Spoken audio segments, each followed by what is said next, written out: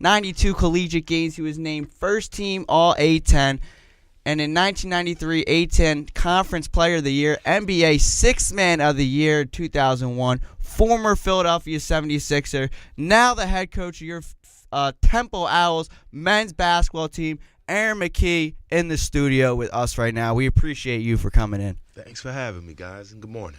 Good morning. I'm sorry. I hope the introduction wasn't too much, but we were trying to hype you up a little bit. I like it. When we have guests in the building, we want to get gas them up. Yeah, we got to gas them up. This isn't just no ordinary guest. This is the coach of the men's basketball team here on campus. And what we want to start out with, Sam, I know you have a couple great questions for Coach. If you want to start out with us. You want me to take it? Okay, I guess, Coach, my first question for you is someone that's played at such a high level of basketball at the high school level and then coming to Division I program and then playing in the NBA. What do you think is the biggest difference, just basketball-wise, playing at three different levels? Speed of the game and the strength of the game. Clearly, you go from high school to college, guys are much stronger than you. Guys are a little bit faster than you because they have more experience. They understand the angles a lot better. And going from college to the pros, it's the same thing. Speed of the game, the strength of the game, and the IQ. Everybody out on the floor can play the game of basketball when you go from college to the pros. So you got to think out there. You got to know exactly what it is you're supposed to be doing, and you can't be out there not paying attention. So each level, the speed and the strength of the game are the two differences. And do you see a lot of players from the high school to college level lack in that department? Is that the difference between the guys who can go from the college level to the NBA? Because it seems like high school basketball, the transition isn't like a huge jump, and then from college to NBA, it seems like that's where the biggest leap is. Would you agree with that? Well, when you go from high school, each level you go up, you start filtering out. It's one or two things. Either you can play or you can't. Right. And you go from high school to college, you start filtering out the guys who really can't play at a high level. And those are the guys that probably don't get as many minutes. And then you have the other guys that are aspiring to be great players whether it's in college or great players, whether it's playing professional basketball to some degree. And then, obviously when you take that next step up to the professional level, now it's the elite amongst the elite. Right. And everybody can play and everybody can do things. Everybody has something that they bring to the floor. Right. And real quick. Now, this is something I'm always curious about for players that can elevate their game and take it to the next level. At what point in your career, in your basketball career, did you feel like I can definitely play at a Division I program? I think I can take my talents to the league. Playing in the summer league in the Sunny Hill League. Sunny Hill League. Yeah. Okay. And I had the opportunity to play. We had a high school all-star team that played in the college league. Every year they would have a high school all-star team that played in the college league. And where was this at? McGonigal Hall. McGonigal Hall, yeah, okay. We played all of our games in McGonigal Hall, which was like my backyard, my home court. And I thought I competed against those guys pretty good. And it gave me a self-belief and confidence within myself and said, hey, I'm prepared and I'm ready for the next level of playing Division I basketball. It's really important that talent is obviously important. You want to go for the talent. But something I noticed from now being a senior at Temple University, and I've watched Temple for 4 years now, I think chemistry is extremely important. I think you could have the best guys on the floor, but we see it all the time. Any level, if they can't play together, it doesn't matter. So what are you going to do this off season to make sure that our guys are ready to go skill-wise, ready to go on the court, ready to bring their A game, but how are you going to bring this team together? You're a new coach. I know you spent, this isn't your first year. You spent a few years with this team, but taking on the lead role, how are you going to handle it? Spending time together, eating together, in the weight room together. All of those things are important. And again, I think relationships are really important. Getting to know those guys on a personal level, those guys getting to know me on a personal level, and having them stay together, making sure they're together in the dorms. And you build it over time. It just doesn't happen overnight. So we want to continue to work on our chemistry and our team chemistry throughout the summer. That's important. That's where you get better as a team. If you're working throughout the summer and that segues over to the season, then you got a chance to be pretty good. Okay. Shiz is leaving this year, obviously, and he was your team leader all year. Who are you going to see step in as that role, kind of taking that senior role? I know Quentin's going to be a senior, but who's really going to step in and take that? We have a few candidates, but that's something they have to earn. Right. You don't just give it to someone because they're a senior and they've been in the program for a while. It's something that you have to earn, and you have to work for it. And I think those are your most respected players, your hardest workers, and the guy or guys that the team most respects, and the guys that you feel like you can depend on and off the court. Absolutely. Now, just on the topic of Shiz Alston, Coach, I had a chance at your introductory press conference to talk to Shiz a little bit, and he actually told myself and one other reporter a story about how I'm gonna pull this quote because I don't want to mess this up. He said, "Me and him used to work out every single day when I was at Haverford. We were talking about college decisions, and I was like, I'm looking at Temple." And he talked to you a little bit about coming here. You talked to him a little about coming here, and you guys had a quote unquote pact about joining up at Temple University. Can you talk a little bit about what that meant to you and a little bit about that experience with Shiz getting to know him before? Yeah. I don't know about a pact. Yeah, I want to call it. I don't know if it's a pact, but maybe you go family friend. I just explained to him the importance of being a local kid and playing at Temple University, because basketball is basketball. If you're a good player, they're going to find you. And a lot of kids feel like they can go and find their success outside of Philadelphia, which is fine. But why not stay here where you're well recognized throughout the tri-state area? A lot of people know you, and you can have that same success here at Temple University. And now you can have the pick of the litter for life after basketball, where you're visible. People have watched you grow playing the game of basketball, and now you have your resources and all the other things around you that you need when the air goes out of the basketball. So the AAC, it's getting more competitive every single year. It's just becoming a better conference. We see teams like Wichita State now in our conference. Houston. UConn had a little bit off of a year, but they'll be back. What do we have to do to be able to stay on that competitive level, be able to be a team that makes the tournament year in and year out? Because the last 2 seasons before this, we didn't get in. And how are you going to – because for our Temple students who are listening, how are we going to be able to stay on that competitive level? I know it's a broad question. I know it's an extremely broad question, but just bear with me a little bit, Coach. Coach is with me over here. Coach is like, I get what he's saying. He's still rambling. Pretty much, that's what you're saying. He's like, she's still rambling. Pretty much all I'm saying is, how are we going to continue to get ourselves a bid to the tournament, and how are we not going to fall off? You got to recruit talent. I was trying to beat around that, but but it's true. Yeah. Just say it. The conference has always been good. I mean, it's people are starting to take notice. I think we should easily be a 4 to 5 bid league. You think about the teams that we have: Houston, Cincinnati, Wichita State, UConn, Memphis, Central Florida. All of those teams are pretty good. We got battles every night, and we just don't get the recognition that we deserve. And so you have to recruit talent. You have to really be able to keep up with those guys. Right. A lot of those coaches are young, and they're doing a lot of really good things. And I just think you have to be at the top of the conference or somewhere in the top 3 to give yourself a fighting chance and get into the tournament. And once you get into the tournament, anything can happen. Right. But I really like the league, and I like the talent that's in the league. I like the coaches that's in the league. And we're just going to have to keep up with those guys. Coach, speaking of, a league you said that's constantly developing this year with Memphis and UConn, keep getting better, it seems like year after year. Shiz Alston leaving the team next year, and those are 2 big guys, big focal points in the offense. You say the goal is to stay at the top of the conference. Who will need to step up next season, or who are you looking at least to be big for the Owls next season to maintain that spot at the top of the conference? Everybody has to increase their role. You know, it's like if a guy gets hurt, somebody else has to step up and step in because it doesn't matter to the other team. They don't care. You still have to go out there and you still have to play the game. So I'm a firm believer everybody has to step their game up, and someone will emerge. Someone will emerge to fill the role that Shiz played for us last year, that Ernest played for us last year.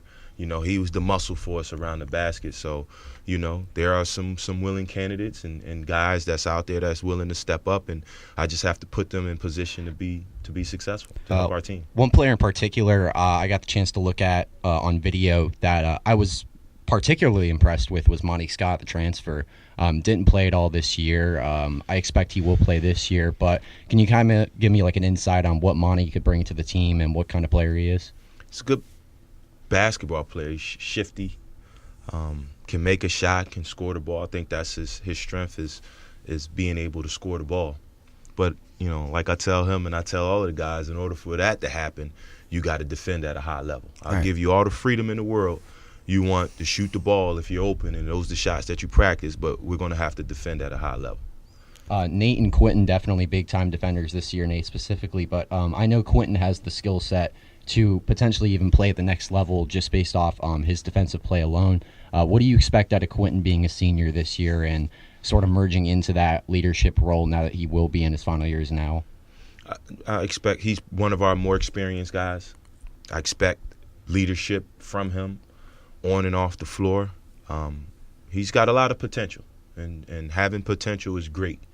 But now we got to put it to the test. The potential has to match with the game. Q has a huge upside, and I have all the confidence in the world that he'll work his tail off later on this summer to get better on and off the court. And conversations that I would have with him in the past is the mental aspects of it. It's the focus of the game. He has the athletic gifts, so we just want to continue to work on the mental aspects of the game, and I think the kid can have a really, really bright future and play basketball for a long time. So it's pretty cool that you've been able to learn from different coaches like Coach Ellerby, Coach Chaney, Coach Dunphy. What have you taken from these guys, and how has it prepared you for this position now as the head coach of the Temple Owls? Preparation, their dedication to the sport, their passion about the sport. All of those guys are different in a sense, but they're all the same. And I don't know if that sounds right. They're all perfectionists. They all strive for perfection, and we all know that you're not perfect in this game. The numbers say it. You're not perfect in life. You make mistakes. But I just think on top of all of that, they're great men, and they're great connectors. They're great with decision making on the fly, and to me that's good coaching. You got the X's and O's, and you always have a game plan when you come into the actual game and competition. But the mark of a good coach is when you can make those decisions on the fly, and I think those guys were pretty good at doing that, and I want to take that from all of them. And you've always been in this, I mean, for the most part, you know, you played in the NBA, you had a great career at Temple, great career in the NBA, now you're a head coach. You've always been in the spotlight, it seems like. How is it any different now, or is this any different than, you know, playing? Obviously, coaching and playing is different, but do you feel any different? You still feel like you're having fun? And it's a lot. I enjoy it. This is what I do. I was a basketball player once, and basketball has provided me a great life. Not just myself, but my family. I've had the opportunity to impact people along the way. So it's a wonderful life. You know, things have changed since I played the game of basketball with coverage and with media coverage and social media and all of those things. I'm a quiet person. I like to fly low. I'm not really interested in being liked. I like to compete. I like to win basketball games. And so stepping in as being a head coach, when I was an assistant coach, you can pretty much hide. You know, you're the smartest guy in the room. As an assistant coach, you got all the answers. And now when you slide one seat over, now all the decision making, you know, becomes yours. Right. And so it becomes different. So every little thing that I say and do is going to be under a microscope. And that's, you know, for some it's difficult. Awesome. Well, before you get out of here, we got a couple of fun questions for you. Uh-oh. We got the Philadelphia 76ers Yeah, I was gonna say, are starting a tomorrow. couple NBA playoff questions. The Philadelphia 76ers are starting tomorrow. I have a quick question. Can you just tell us a little bit? We had to ask you this because we got you in here. A little bit about Allen Iverson and playing with him and, being a part of his team, Eric Snow, these guys, that experience in 01. Can you just talk about that? Cause we had a fun group, just a motley crew. We had a mixed bag of personalities. We had fun together. We did team dinners a lot.